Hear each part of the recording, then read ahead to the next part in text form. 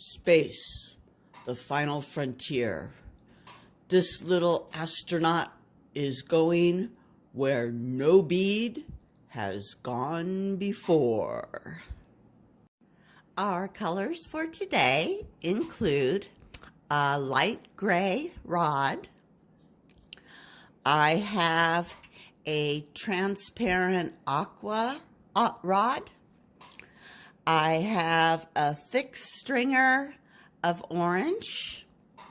I have a thick stringer of yellow. And I made a twisty cane of dark gray, light gray, and black. And one of these days I will make a basics video on how to make cane.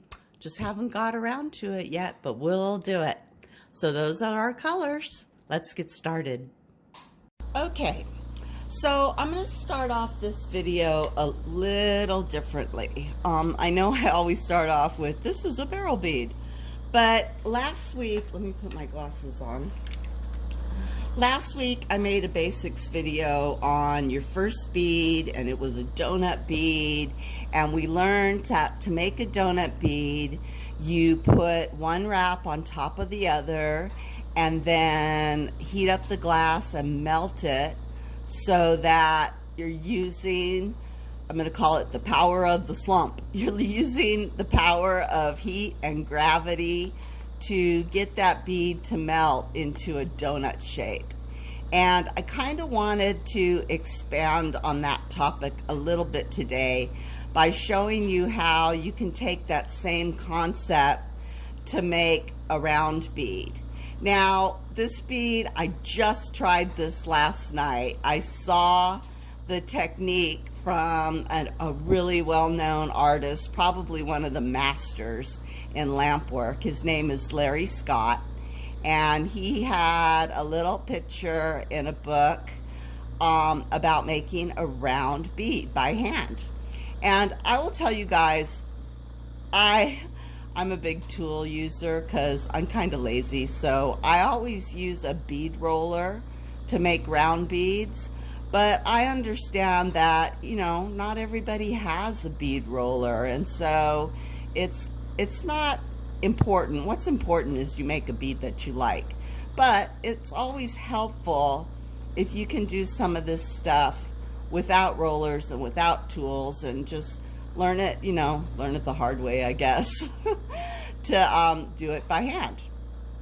Okay, so what I've done is I've gone ahead and I have put 4 wraps across this little bead right here. And then I put 4 wraps on top of the 4 wraps. So I've got 4 wraps across and 2 wraps high. So I want to try to make this bead a little big, you know, so you can see everything. Now what I'm going to do is I'm going to put a 3rd wrap, but we're not going to wrap the entire bead. We're going to put a wrap right on the edge. And I have to hold my rod at kind of an angle like this because my camera's in the way. So let's put a wrap right there, the 3rd one. And then I'm going to put a 2nd wrap right next to it. Ooh, this is going to be a big bead, a big astronaut head. Okay, then I'm going to leave a space, and the space is probably like the width of the rod. So let's leave a space right in the center, just like that. And I'm going to make a 3rd wrap, leaving that space, and it would be nice if that 3rd wrap was the same size as the other 3rd wraps. And then a 3rd wrap at the edge here. That also kind of needs to be the same size. Okay, here we go. Let's hope this works. Now I'm just going to heat that bead up. And what happens from everything that I've read and studied, and I don't know why this works, but you know, thermonuclear reaction of chemical components and a hydrodynamic stasis I don't know. There's probably some important words. Anyways, what's going to happen is those two wraps on the outside are going to start to move forward towards the center. I guess the glass, it wants to be where the heat is. And since I've got it in the flame, actually I'm moving it in and out of the flame, it'll start to migrate. See how that bead is starting to come together? So I'm just going to very slowly and very patiently, and if I have to use a tool to tighten up the edges, you know, this is like your boyfriend. You want to gently manipulate him to where you want him to go. Oh, don't tell my husband I said that. Okay, and you can see that bead is starting to come together in kind of a round shape, kind of round, kind of a barrel.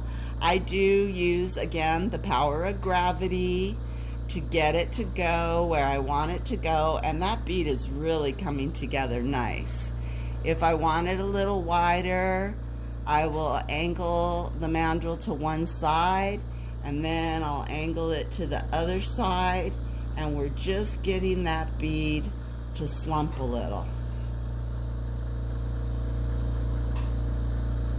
And there, that's a big donut. It's a lot rounder than the first donut we did on the basics video.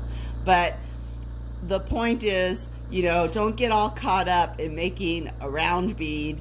Get caught up in making your astronaut bead. And that's what we're going for today, is an astronaut. So I think that'll work. It's not as round as I want it to be. Larry Scott is known for these gigantic round beads with these beautiful dots on them. They're gold dots, and oh, they're awesome. But this one will do the job. So yeah, play with that technique about using those wraps at the edges and getting the glass to kind of slump towards the middle to make a round bead. So that is the beginning. Let's start decorating. The first thing I have is my aqua. We're gonna make his little glass shield. This is actually a really easy bead. It was a lot of fun. So I'm gonna just warm up my aqua rod. There we go. And give him a little glass shield right kind of in the center. I'm going to put a good glob there because we're going to do some sculpting. There we go. A glob of glass. And just press it down, shape it into the shape of an astronaut shield, which I've never seen in my life except in pictures. But pictures are good. Maybe square it up a little bit. Oops. I'm heating up the back of the bead while I'm working on the front. There we go. That looks good. All right, second of all, let's grab our orange, and I'm going to give him his stripes. And I just thought I should have made this red, white, and blue, but I didn't think about it till right now, because that would be cool, an American astronaut. And I'm just going to drag it all the way down to the bottom from his brow, right there, around the top, and to the bottom. Just like that. Super easy. We've done this before. That's why I like this bead, is because it's easy. And it's cool.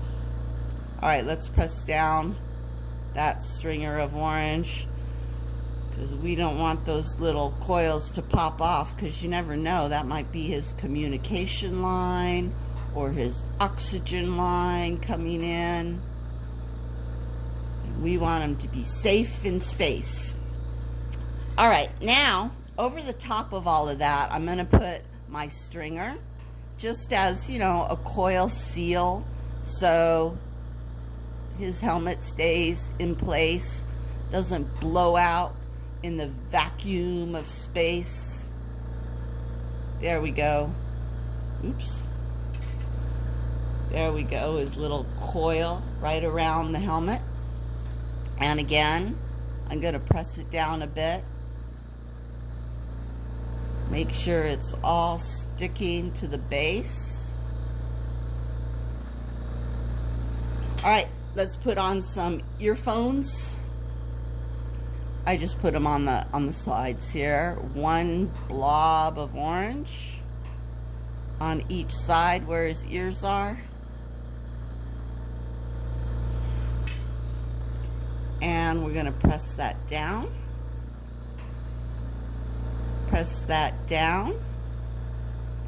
And now I'm going to take the yellow and just stack another dot on top of the orange dot, because, you know, it looks cool. That's the only rhyme or reason to this. It looks neat. I did make one of my first ones. I just made it all gray, and it was so boring. There was no color. I was like, well, wait a minute. So I decided to mix it up and add some color. Okay, and finally, and I didn't talk about this in the glass that we got, is I'm going to put on his little microphone, and it's just a little black stringer, and that microphone goes from his ear all the way across right there to his little face mask, and I put a dot right in the center because, again, it looks cool. All right, press it down. Okay, you guys, that's it. That is your little astronaut bead.